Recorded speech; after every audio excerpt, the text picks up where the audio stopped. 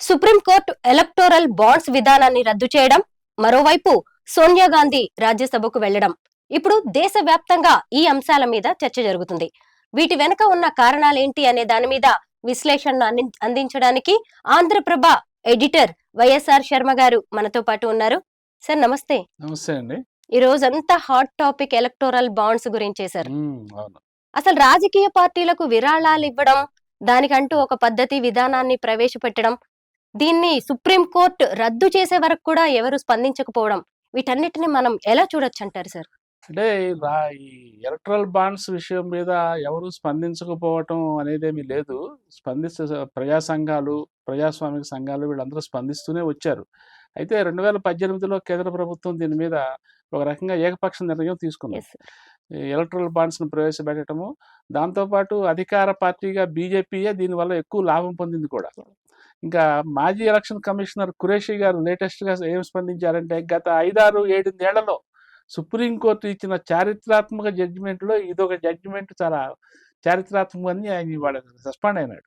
అంటే దీన్ని బట్టి ఈ ఎలక్ట్రల్ బాండ్స్ ఎంత ప్రజా వ్యతిరేకము, ప్రజాస్వామిక వ్యతిరేకము, అది సమాచార హక్కుని కూడా, ప్రజలకు ఉన్న సమాచారం తెలుసుకోవాలనే హక్కును కూడా హరిస్తున్నది.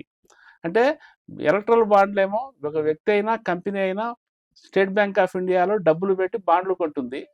ఆ బాండ్లు తనకు నచ్చిన రాజకీయ పార్టీకి ఇస్తుంది. సో ఆ పార్టీ దాని ఎన్నికల ఖర్చుకు ఉపయోగించుకుంటుంది. ఇందులో ఎవరు డబ్బులు ఇచ్చారు, ఎంత డబ్బులు ఇచ్చారు అనేది ఈ ఇచ్చిన వాళ్ళు చెప్పక్కర్లా, తీసుకున్న రాజకీయ పార్టీ కూడా చెప్పక్కర్లా. అంటే అంతా నిగూఢంగా ఉంటుంది. సీక్రెసీ మెయింటైన్ చేసుకోవచ్చు. సో ఇది ఒక ప్రజాస్వామిక దేశంలో తెలుసుకునే హక్కుని హరించడంగా సుప్రీంకోర్టు భావించింది.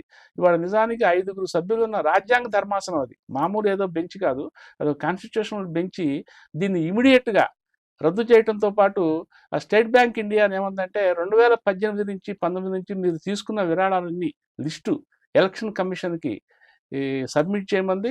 ఎలక్షన్ కమిషన్ కూడా దాన్ని మార్చి 15th, 16th లోగా అనుకుంటాను దాన్ని పబ్లిక్ చేయమంది.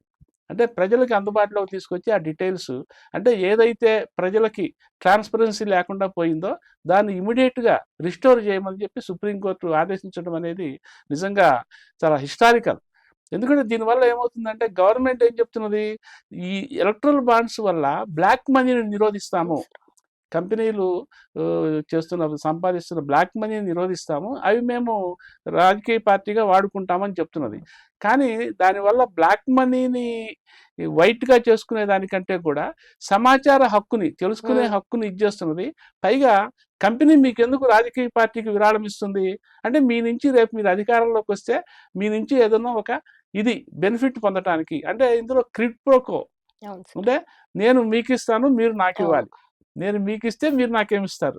ఇప్పుడు క్రిప్టోకో అనేది ఇండియన్ పొలిటికల్ సిస్టంలోనే ఒక పెద్ద ఇదైపోయింది. మనం కొన్ని రాష్ట్రాల్లో చూస్తున్నాము ఈ విధానం నడుస్తున్నది. దీనివల్ల ఏంటంటే రాజకీయ పార్టీలకి అండ్ కార్పొరేట్ కంపెనీలకి మధ్య ఒక అక్రమ సంబంధాలు కూడా, ఆర్థికపరమైన అక్రమ సంబంధాలు నడుస్తున్న వ్యవహారాలు మనం చూస్తున్నాం. సో సుప్రీంకోర్టు దీన్ని అరికట్టే ఉద్దేశంతోనే ఇవాళ ఈ జడ్జిమెంట్ ఇచ్చింది. దీనివల్ల ఏంటంటే ఇక నుంచి వాళ్ళు ఏమిచ్చినా సరే రాజకీయ పార్టీకి మీరు విరాళం ఇస్తే, బై క్యాష్ ఇస్తే, ఆ క్యాష్ మీకు ఎక్కడి నుంచి వచ్చిందో చెప్పాలి, ఎంత ఇచ్చారో చెప్పాలి, ఎవరికి ఇచ్చారో చెప్పాలి. సో ఇటువంటి రిస్ట్రిక్షన్స్ వల్ల ఏంటంటే వీటిని ఏ రాజకీయ పార్టీ కూడా జనరల్గా ప్రిఫర్ చేయదు. యాక్చువల్లీ నిజానికి ఈ బీజేపీ రూలింగ్ పార్టీ సెంట్రల్లో ఇప్పుడు అదే దాదాపు మిగతా పార్టీల కంటే ఒక 5-6 రెట్లు ఎక్కువ బాండ్స్ ద్వారా విరాళాలు సంపాదించగలిగింది. అదే సార్, జనవరి 2, 2018 ఈ విధానం అమల్లోకి తీసుకొచ్చింది కేంద్ర ప్రభుత్వం. అంటే బీజేపీ ఇప్పుడు కేంద్రంలో ఉంది కాబట్టి ఎక్కువ వాళ్ళకే బెనిఫిట్ కదా. దాదాపు మిగతా పార్టీల కంటే అంటే ఎలక్షన్ కమిషన్ లిస్టులో ఉన్న దాదాపు 30 గుర్తింపు పొందిన రాజకీయ పార్టీలు అన్నింటిలోనూ దానికే మేజర్ షేర్, దాదాపు 60% షేర్ దాని దగ్గరే ఉన్నాయి ఈ విరాళాలన్నీ కూడా. అంటే దాదాపు 10,000 కోట్లు దానికి వస్తే కాంగ్రెస్ పార్టీకి ఒక 1,500 కోట్లు 1,000 కోట్ల మధ్య వచ్చింది.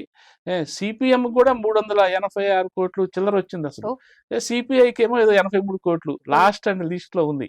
సో ఈ రాజకీయ పార్టీలు ఇందాక మీరు అన్నారు మిగతా వాళ్ళు ఎందుకని స్పందించరు, ఎవరు స్పందించలేదా, ఎవరు వ్యతిరేకించలేదా అని. ఎందుకు వ్యతిరేకిస్తారు రాజకీయ పార్టీలు? డబ్బులు వస్తాయి, ఆ వచ్చింది కూడా సేఫ్ సైడ్, సేఫ్ కస్టడీ, ఎవరు అడగరు, ఎవరు ప్రశ్నించరు, ఎవరికి సమాధానం చెప్పాల్సిన అవసరం ఉండదు. సేఫెస్ట్ వేస్ అండ్ మీన్స్ కదా. సో అందుకని న్యాచురల్గా ఏ రాజకీయ పార్టీ కూడా అభ్యంతరం పెట్టలేదు. ఏదో పైకి అప్పట్లో ఏదో జస్ట్ కంటి తుడుపుగా ఏదో స్టేట్మెంట్లు ఇచ్చారు తప్ప నిజానికి దీని మీద ప్రజాస్వామిక సంఘాలు పోరాడినాయి. ఇప్పుడు కోర్టులో వేసింది కూడా అటువంటి సంఘాలే వేసినాయి. సో దాని మీద ఇవాళ సుప్రీంకోర్టు రియాక్ట్ అయింది. ఏమైనా ఒక మంచి జడ్జిమెంట్ వచ్చింది. దీనివల్ల ఇది ఒక రకంగా ఎన్నికల సంస్కరణలో భాగంగా మనం చెప్పుకోవాలి కూడా. ఎందుకంటే ఈవెన్ ఎలక్షన్ కమిషనర్లు కూడా దీన్ని వ్యతిరేకించిన సందర్భాలు ఉన్నాయి, ఎలక్ట్రల్ బాండ్స్ని. కానీ వాళ్ళు ఇప్పుడు పార్లమెంట్లో చట్టం చేసి కంపెనీల చట్టానికి 183 సెక్షన్ రివైజ్ చేసి ఇంత చేసిన తర్వాత election commission force to follow that act. So అంతవరకే తప్ప మిగతా వాళ్ళు పార్లమెంటు సభ్యులు, గవర్నమెంట్లు, రాజకీయ పార్టీలు తలుచుకుంటేనే ఏవైనా చేయగలవు అనే దానికి ఇది ఒక ప్రత్యక్ష తార్కాణం. అవును సార్. ఇప్పుడు ఖచ్చితంగా అత్యున్నత న్యాయస్థానం తీసుకున్న ఈ నిర్ణయం, ఇప్పుడు ఇచ్చిన ఈ తీర్పు అనేది ఖచ్చితంగా హర్షణీయం. ఇంకొకసారి అధికారంలో ఉన్న ఏ పార్టీ అయినా ఎలాంటి నిర్ణయం తీసుకోవాలన్నా కానీ 1కి 10 సార్లు ఆలోచించాల్సిన పరిస్థితి అయితే ఇప్పుడు వచ్చింది. అలాగే సార్, ఇప్పుడు మనం సోనియా గాంధీ గురించి మాట్లాడుకున్నాం. నిన్న మొన్నటి వరకు కూడా ఆవిడ తెలంగాణ నుంచి, ముఖ్యంగా ఖమ్మం నుంచి పోటీ చేస్తారని కాంగ్రెస్ పెద్ద పెద్ద లీడర్సే చెబుతూ వచ్చారు సార్. ఇప్పుడు సడన్ గా ఆవిడ రాజ్యసభకు వెళ్తుండడాన్ని మనం ఎలా చూడొచ్చు అంటారు? అంటే ఇప్పుడు తెలంగాణ కాంగ్రెస్ వాళ్ళు మన ఎన్నికల సందర్భంగా ఓటర్లను ఆకర్షించడం కోసం, అంటే తమ పార్టీకి కొంత హైప్ రావటం కోసం అగ్రనేతలను రంగంలోకి దించుతున్నాము. ఒక రకంగా సోనియా గాంధీ, లేకపోతే రాహుల్ గాంధీ, ప్రియాంక గాంధీ ఈ ఆలోచనలు కూడా వచ్చినాయి.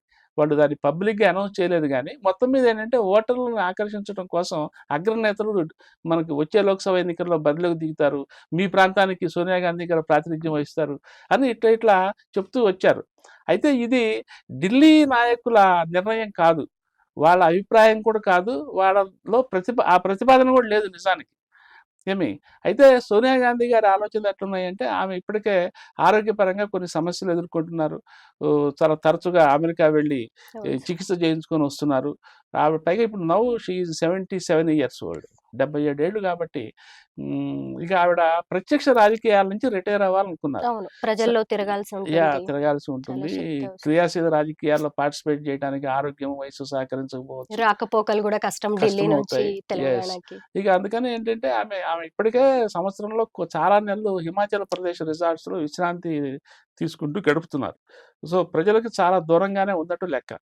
ఇక ఈ రాజ్యసభకు పోతే ఏంటంటే ఒక్కసారిగా పార్టీతో అనుబంధం తెచ్చుకోకుండా, పార్టీతో కనెక్టివిటీ పోకుండా ఉండటం కోసం పరోక్షంగా పార్టిసిపేట్ చేస్తూ ఉండొచ్చు. అంటే విధాన నిర్ణయాల్లో పార్టిసిపేట్ చేస్తూ ఒక రాజ్యసభ మెంబర్గా, కాంగ్రెస్ పార్టీలో అయితే విత్ ఇన్ 4 వాల్స్ యాక్టివ్గా ఉండొచ్చు. సో అందుకని ఆమె ఈ ఛాయిస్ని ఎన్నుకున్నారు. సరే, ఎన్నుకున్న తర్వాత ఏమవుతుంటే, ఇప్పుడు యాక్చువల్లీ రాయబరేలీ నియోజకవర్గం వాళ్ళకి ఒక రకంగా మాతృ నియోజకవర్గం లాంటిది. ఏమంటే నెహ్రూ హయాం నుంచి ఫిరోజ్ గాంధీ దాని 1952 అనుకుంటాను, ఆయన దానికి ఎంపీ అక్కడ. ఇక ఆ తర్వాత ఇందిరాగాంధీ, మధ్యలో ఒకసారి ఆ 77 ఎమర్జెన్సీ టైంలో రాజనారాయణ జనతా పార్టీ తరపు నుంచి ఆయన ప్రాతినిధ్యం వహించారు. కానీ మిగతాదంతా ఫిరోజ్ తర్వాత ఇందిరాగాంధీ తర్వాత సోనియా గాంధీ. వీళ్ళందరూ, సోనియా గాంధీ దాదాపు 5 టైమ్స్, అంటే అంత లాంగెస్ట్ టెన్యూర్ చూడండి. సో ఏకబిగిన ఆవిడ గెలుస్తూ వస్తున్నారు. కాకపోతే ఈ అపోజిషన్ వాళ్ళు, బీజేపీ వాళ్ళు ఇప్పుడు ఆమెని కొంచెం విమర్శనాత్మకంగా మాట్లాడుతున్నారు. కానీ ఈసారి ఓడిపోతామని చెప్పి ఇట్లా ఈ డెసిషన్ తీసుకున్నారని అంటున్నారు. సరే, రేపు ఎలక్షన్లో ఓడిపోతారా గెలుస్తారా అనేది అది తర్వాత తెలిసే వ్యవహారం. బట్ ఆమె అయితే నియర్ ఫ్యూచర్లో తనకి ఇబ్బందికరంగా ఉండకూడని వైఖరిని అయితే ఆమె తీసుకున్నారు. ఇక 77 ఏళ్ళు అంటే ఇంకొంతమంది ఏమంటున్నారంటే, మల్లికార్జున ఖర్గే కాంగ్రెస్ పార్టీ అధ్యక్షుడు, ఆయనకి 80 ఇయర్స్, కరెక్ట్గా చెప్పాలంటే 81 ఇయర్స్, ఇవిడికి 77 ఏళ్ళు. ఇది పోల్చి మరి ఆయన రాజ్యసభ మెంబర్ ఇప్పుడు. రేపు ఆయన కూడా రాజ్యసభలో ఉంటారు. మీరు అన్నట్టు ఈమె ఖమ్మం, ఈమె కూడా రాజ్యసభలో ఉంటారు, రేణుకా చౌదరి గారు, సోనియా గాంధీ గారు ఆవిడ కూడా ఉంటారు అక్కడ. కానీ ఈయనకేమో 81 ఏళ్ళైనా ఈయన క్రియాశీల రాజకీయాల్లో ఉన్నట్టే, పార్టీ అధ్యక్షుడు జాతీయ పార్టీకి. ఆయనకి రోజులో కనీసం 18-20 గంటల పనులు ఉంటాయి. ఉమ్, మరి ఈయనకే లేనప్పుడు ఈమెకి ఆరోగ్య సమస్యలు ఏంటి, వయసు ఎందుకు అడ్డం వస్తుంది అని కూడా మళ్ళీ అవును సార్. రాజకీయ ముఖ్యంగా బీజేపీ వాళ్ళు ప్రశ్నలు సంధిస్తున్నారు. కానీ ఇదంతా ఎట్లా ఉంటుందంటే ఖర్గే గారు 81 ఏళ్ళైనా ఆయన ఆరోగ్యంగా ఉండొచ్చు, ఆయన శరీర తత్వం అలా ఉండొచ్చు. ఉమ్, ఏమి సోనియా గాంధీ గారు 77 ఉన్నా ఆవిడ ఫిజికల్ గా భౌతికంగా బలహీనంగా ఉండొచ్చు. ఎవరి ఉమ్, ఆరోగ్య పరిస్థితులు వాళ్ళకు ఉంటాయి. కానీ అవును సార్. ఈ వయసుతో నిమిత్తం ఉండదు ఆరోగ్యానికి. దాన్ని దృష్టిలో పెట్టుకొని రాజకీయ పార్టీలైనా ఆవిడ చేసిన నిర్ణయాన్ని ఈ, ఆమెకే వదిలేయటం మంచిది. కానీ ఉమ్, ఏమి ఈ, తను ఆవిడ నిర్ణయాన్ని ఇట్లా ప్రశ్నించడము, ఇతరులతో పోలికలు పెట్టి ఇది చేయటం అనేది సరికాదు. ఇకపోతే రాయబరీలో ఇప్పుడు సోనియా గాంధీ ఆమె ఎగ్జిట్ అయితే నెక్స్ట్ ఎవరు వస్తారన్నది కూడా ఇప్పటికే చర్చలు జరుగుతున్నాయి. ఇంట్రెస్టింగ్. రాహుల్ గాంధీ వస్తారా, ప్రియాంక గాంధీ వస్తారా అని కూడా చర్చలు జరుగుతున్నది. యాక్చువల్లీ నిన్న కాంగ్రెస్ పార్టీ ఇండైరెక్ట్ గా ప్రియాంక గాంధీ రావచ్చు అనే ఒక సిగ్నల్ అయితే పంపారు. కానీ ఇంకా నాట్ అట్ ఫైనలైజ్డ్. ఉమ్, ఇప్పుడు రాహుల్ గాంధీ కూడా వైనాడ్ నుంచి వైనాడ్ ఆయనకి దాదాపు కలిసి రాలేదు. ఈ ఓకే. అనర్హతలు, ఈ గొడవలు, ఈ తలకాయ నొప్పులు అవి ఫేస్ చేయాల్సి వచ్చింది. అందుకని వాళ్ళ ఫ్యామిలీ నియోజకవర్గాలు ఉన్నాయి కదా, అమేథీ ఆ, అండ్ రాయబరేలీ. అమేథీలోనే ఆయన ఓడిపోయినారు. ఉమ్, ఈసారి కూడా అంత స్మృతి ఇరానీ ఆశాజనకంగా మీద. ఉన్న పరిస్థితి లేదని వాళ్ళు అంచనా వేస్తున్నారు. సో రాయబరేలీ నుంచి ఉమ్, వాళ్ళ ఓన్ సీటు కాబట్టి రాహుల్ గాంధీని దించాలా, ప్రియాంక గాంధీని దించాలా అనేది ఒక ప్రశ్నగా ఉంది. అయితే ఈ నిర్ణయము చాలా షార్ట్ టర్మ్ డెసిషన్ లా కాకుండా ఫ్యూచరిస్టిక్ ఉమ్, డెవలప్మెంట్స్ దృష్టిలో పెట్టుకొని నిర్ణయించాలనుకుంటున్నారు. ఎందుకంటే ఇప్పుడు ప్రస్తుతం కాంగ్రెస్ పార్టీని ఖర్గే గారు లీడ్ చేస్తున్నారు. ఉమ్, వాట్ అబౌట్ ఆఫ్టర్ ఖర్గే? ఇక రాహుల్ గాంధీ గారేమో నేను దాన్ని ముట్టుకొని అంటున్నారు. అవును. ఇక ఆయన ఏదో పైపైన తిరుగుతుంటాడు తప్ప ఉమ్, ఆయన దగ్గరగా ఉన్నట్టుంటాడు, దూర దూరం పోతుంటాడు ఆయన కాంగ్రెస్ వ్యవహారాలు. అవును. అందుకని అల్టిమేట్ గా వస్తే ఇక ప్రియాంక గాంధీ రావాలి. ఉమ్, సో నెక్స్ట్ కాంగ్రెస్ లీడర్షిప్ తీసుకుంటే ప్రియాంక గాంధీనే యాక్టివ్ పాలిటిక్స్ లోకి అమ్మ రావాలి. నాయనమ్మ వారసత్వాన్ని ఎస్ కొనసాగించే అవకాశం. అంటే ఒక రకంగా కాంగ్రెస్ కి మహిళల నాయకత్వం కూడా కలిసి వస్తున్నట్టే ఉంది సార్. Yes exactly. ఇందిరాగాంధీ తర్వాత ఎస్. అవును సోనియా సార్. గాంధీ. ఆ, సోనియా గాంధీ కూడా 25 ఏళ్ళు ఆ, నిరభ్యంతరంగా ఆమె యూపీఏ గవర్నమెంట్ 2 టర్మ్స్ లీడ్ చేసింది. ఉమ్, సో ఈ నేపథ్యంలో ఏంటంటే ఈ లాంగ్ టర్మ్ దీన్ని దృష్టిలో పెట్టుకొని ప్రియాంక గాంధీని రాయబరీలో కనుక ఫిక్స్ చేస్తే ఉమ్, ఆవిడ అక్కడ నిలదొక్కుంటే కొంచెం ఒక ఎంపీగా ఆవిడకి అనుభవం వస్తుంది. ఒక 5 ఏళ్ళు. 5 ఏళ్ల తర్వాత ఇక అప్పుడు పరిస్థితులను బట్టి yes. మళ్ళీ నిర్ణయాలు తీసుకోవచ్చు అనేది ఒక ఒక ఆలోచన కాంగ్రెస్ పార్టీలో. సార్ ఇక్కడ ఇంకొక కనెక్టింగ్ క్వశ్చన్ ఏంటంటే రేణుకా చౌదరి కూడా మొన్నటి వరకు ఖమ్మం లోక్సభ స్థానం నుంచి పోటీ చేస్తానని ఉమ్. ఆమె కూడా ప్రకటిస్తూ వచ్చారు. దాని మీద బానే చర్చ జరిగింది. అలాంటి టైంలో ఆవిడ్ని సైలెంట్ గా రాజ్యసభకు పంపించడం అనేది అంటే సముచిత గౌరవం ఇచ్చినట్టుగా కనిపిస్తూనే ఉంది. కానీ అక్కడ పోటీ ఎక్కువగా ఉండడం ఇంకా యా. రాజకీయ కారణాలు కూడా ఉండొచ్చు అంటారా అదే సార్? లోక్సభకి అక్కడ ఖమ్మం చాలా హాట్ సీట్ ఉమ్, లోక్సభ. పైగా కాంగ్రెస్ కి ఇప్పుడు మొన్న ఎలక్షన్లు జరిగిన నేపథ్యంలో కాంగ్రెస్ కి అక్కడ ఎక్కువ అవకాశాలు ఉన్నాయని ఉమ్, తెలుస్తున్నది. పైగా ఖమ్మంలో ఇప్పుడు ఖమ్మం నుంచి మంత్రులు ఉన్నారు. ముగ్గురు సార్. ఆ, పొంగులేటి అండ్ తుమ్మల నాగేశ్వరరావు వీళ్ళు ఉన్నారు కదా. ఉమ్, న్యాచురల్ గా వీళ్ళ ప్రభావం అక్కడ ఉంటుంది. ఉమ్, సో ఇక రేణుకా చౌదరి గారు అంటే ఆమె ఇండిపెండెంట్ yes sir. పర్సనాలిటీ. ఉమ్, ఆమె కూడా ఖమ్మం నుంచి పోటీ చేయాలని గట్టిగా అనుకున్నారు. మొన్న అసెంబ్లీ ఎలక్షన్ల ముందు కూడా చాలా సందర్భాల్లో ఆమె అది ఎక్స్ప్రెస్ చేశారు కూడా. అయితే ఈ పోటీలో ఈ రాష్ట్ర స్థాయి మంత్రులకి, ముఖ్యమంత్రికి ఆ నిర్ణయాధికారం, ఆ స్వేచ్ఛ వాళ్ళకి వదిలేయటం కోసం ఏం చేశారంటే ఈమెని రాజ్యసభకి నామినేట్ చేశారు. నిజానికి ఇది చాలా సడన్ డెసిషనే, ఊహించని డెసిషనే. ఆమె కూడా ఊహించిన డెసిషనే ఇది. ఉమ్, ఏమి సార్. అంటే అవును. దీన్ని బట్టి అర్థమవుతున్నది ఖమ్మంకి కాంగ్రెస్ పార్టీ ఈమెను కాకుండా వేరే వాళ్ళని ఎంపిక కన్సిడర్ చేయబోతున్నది చేస్తోంది. అనేది ఒక ఆ, ఇది. అయితే ఈమె కూడా అక్కడ ఒక ప్రబలమైన ఫోర్స్ కాబట్టి ఉమ్, ఆమెని గౌరవప్రదంగా అక్కడి నుంచి సైడ్ తప్పించడం చేయడం. కోసం సైడ్ చేశారని మనం అనకూడదు. ఎందుకంటే అవును సార్. ఆవిడకి జాక్పాట్ కింద లెక్క. జాక్పాట్. ఆమె ఎస్. యాక్చువల్లీ రాజ్యసభ. ప్రత్యక్ష రాజకీయాల్లో రాష్ట్ర స్థాయి, జాతీయ స్థాయిలో లేరు. ఈవెన్ ఉమ్, దో జాతీయ ఉమ్, స్థాయిలో ఆమె కేంద్ర మంత్రిగా పనిచేసినప్పటికీ, రాష్ట్ర స్థాయిలో ఒకనొకప్పుడు యాక్టివ్గా ఉన్నప్పటికీ, ఉమ్, ఈ మధ్య కాలంలో ముఖ్యంగా గత ఐదేళ్ల అవును. నుంచి కూడా ఆమె కొంచెం తెర వెనకనే అవును. నిశ్శబ్దంగానే ఉన్నారు. అటువంటిది రాష్ట్రంలో కాంగ్రెస్ పార్టీ అధికారంలోకి వచ్చేసరికి ఆమె ఒకసారిగా ఒక సీనియర్ మహిళా కాంగ్రెస్ నాయకురాలుగా తెర మీదకి వచ్చారు. సో ఆమెని ఈ ప్రత్యక్ష ఎన్నికల్లో లోక్సభకి పోటీ చేయించడానికి బదులు ఉమ్. ఆ సీటుని ఇంకొక వాళ్ళకి వదిలి ఆమెను రాజ్యసభకి పంపించడం అనేది జరిగింది. సార్ ఇప్పుడు ఇదే విషయం సార్ ఇంకొక వైపు ఇదే సీట్ కి ఒకవైపు రేణుక ఇప్పుడు ఆ లిస్ట్ నుంచి వెళ్ళిపోయారు. ఇదే సీట్ నుంచి ఒకవైపు బట్టి విక్రమార్క గారి భార్య బట్టి నందిని, ఇంకొక వైపు ఇంకొక మంత్రి పొంగులేటి శ్రీనివాసరెడ్డి గారి తమ్ముడు పోటీ పడుతున్నారు. అసలు మళ్ళీ ఇవన్నీ కూడా ఒక కుటుంబ వారసత్వ రాజకీయాలుగా మారుతున్నాయి కదా! వీళ్ళలో ఎవరికి సీట్ వచ్చినా మళ్ళీ ప్రతిపక్షాలకి ఇంకొక ఆయుధం దొరికినట్టుగానే ఉంటుంది కదండి సార్. సహజం ఉంటుంది. అయితే కాంగ్రెస్ పార్టీలో ఒక విధానం ఉంది. ఏంటి?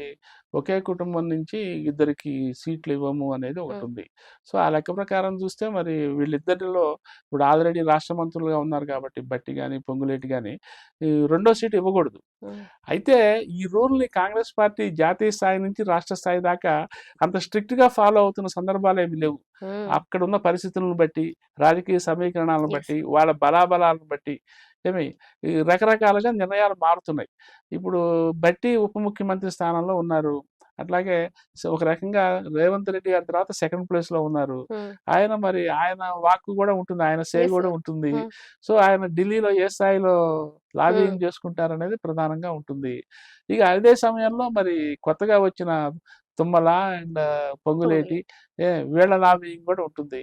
అల్టిమేట్‌గా ఖమ్మంలో ఎవరైతే ఎక్కువ ఓట్లు అది తిరుగులేని విజయాన్ని సాధిస్తారు. ఖచ్చితమైన అంటే ఘంటాపథంగా గెలుస్తారు అనే క్యాండిడేట్‌నే జనరల్‌గా కాంగ్రెస్ ఎంపిక చేస్తుంది.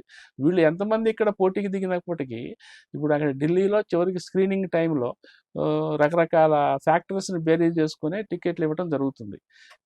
సో, ఖమ్మం సీట్ అయితే ఇప్పుడు చాలా పెద్ద డిమాండ్ ఉన్న సీటు నంబర్ 1 సీట్ లాగా మారిపోయింది కాంగ్రెస్‌లో. అది.